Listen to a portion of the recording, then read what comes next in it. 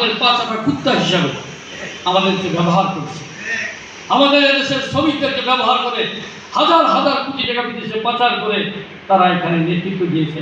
শ্রমিকরা যখনই কথা বলেছে তাদের জেল উন্নয়নের জন্য তাদের প্রজেক্ট নিয়ে আসবে, আমরা সেখানে শ্রম করে বিশ্বের বাজারে মাথা তুলে দাঁড়াবো।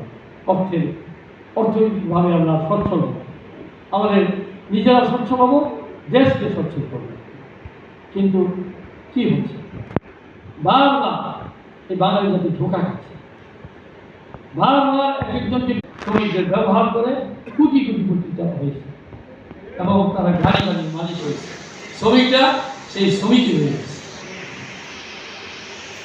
আমার বিশ্বাস বর্তমান যে ডক্টর ইউনূস তত্ত্বাবধায়ক সরকারের প্রধান, উনি যে স্বপ্ন দেখাচ্ছেন, আমরা ভৌগোলিকভাবে বাংলাদেশটা এই পৃথিবীর মানচিত্রে এমন একটি জায়গার মধ্যে আছি যা অন্য কোনো দেশ এই অবস্থান মধ্যে।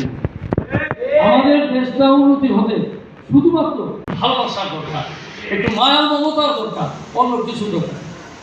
আমাদের যে বলতো যে আমাদের এই ছোট্ট দেশে আজকে 18-20 কোটি মানুষ আমরা নাকি বোঝা হয়ে দাঁড়িয়েছি, পৃথিবীতে এই প্রচার দেওয়া হবে। কিন্তু গত কয়েকদিন আগে আমি ডক্টর ইউনূস সাহেবের কাছে শুনেছি যে আমাদের এই শ্রম, এই জনগণ আমাদের একটা শক্তি, এই শক্তিকে যদি আমরা সঠিকভাবে ব্যবহার করতে পারি তাহলে পৃথিবীর মানচিত্রে সবচেয়ে ধনী দেশ হিসাবে বাংলাদেশ এগিয়ে যাবে। আমাদের পাশে আছে সাগর, আমাদের নদী নালা এত বিস্তরভাবে আছে যেখানে ব্যবসা বাণিজ্য করার জন্য পৃথিবীর সমস্ত দেশ আমাদের। আপনাদের সামনে বক্তব্য রাখব। আজকে এখানে মহান স্বাধীনতা দিবস উপলক্ষে এই সমাবেশটা হচ্ছে, পাশাপাশি সম্মেলন।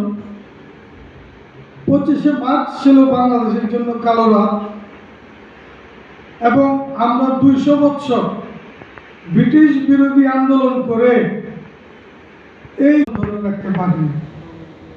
অর্থাৎ পূর্ব পাকিস্তান, পশ্চিম পাকিস্তান আমাদের যুদ্ধ করতে হয়েছে এবং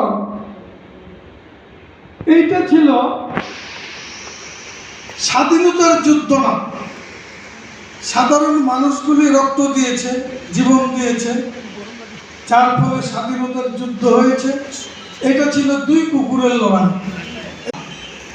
এই 2 বছরের ইতিহাসে এই যে আমার এক বোন বললেন নার্স,